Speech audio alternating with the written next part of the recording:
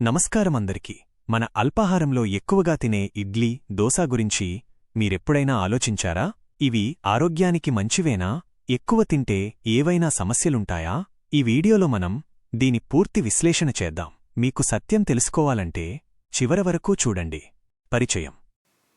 మన దక్షిణ భారతీయ ఇంట్లో ప్రతిరోజు బ్రేక్ఫాస్ట్ అంటే ఇడ్లీ, దోశ తప్పకుండా ఉంటాయి.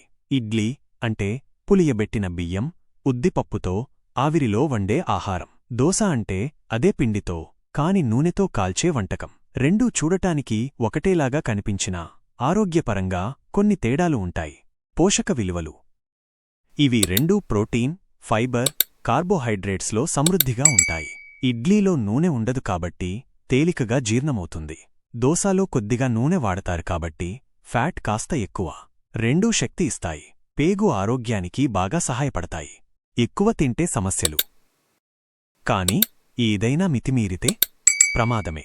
డయాబెటిస్ ఉన్నవారు ఎక్కువ ఇడ్లీలు, దోశాలు తింటే చక్కెర స్థాయిలు పెరిగిపోతాయి. దోశాకు ఎక్కువ నెయ్యి, చట్నీ, సాంబార్ వేసుకుంటే అనవసరమైన క్యాలరీస్ పెరిగిపోతాయి. ఇవి మాత్రమే తినడం వల్ల ఇతర పోషకాల లోపం వస్తుంది.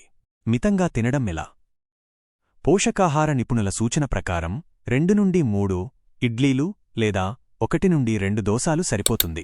వాటితో పాటు కూరగాయల కూరలు, ఆకుకూరలు, వేరే ఆహార పదార్థాలు కలిపి తింటే పూర్తి పోషకాహారం అవుతుంది. ముడిబియ్యం వాడటం వల్ల జీఐ తగ్గి షుగర్ నియంత్రణలో ఉంటుంది. ఒక చిన్న చిట్కా. ఇడ్లీ బ్యాటర్లో కొంత రాగి ఫ్లవర్, ఓట్స్ ఫ్లవర్ కలిపితే ఫైబర్ పెరిగి మరింత ఆరోగ్యంగా ఉంటుంది. దోశా బ్యాటర్లో మీథీ సీడ్స్ వేసినా ఫర్మెంటేషన్ బాగా అవుతుంది. ఈ చిన్న మార్పులు చేస్తే మన ఆరోగ్యం మరింత మెరుగవుతుంది. ముగింపు. అందుకే ఇడ్లీ, దోశ తినడం ఆరోగ్యానికి మంచిదే.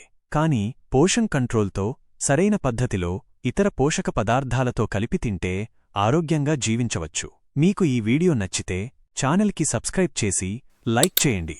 మరిన్ని వీడియోస్ కోసం మళ్ళీ కలుద్దాం. ధన్యవాదాలు.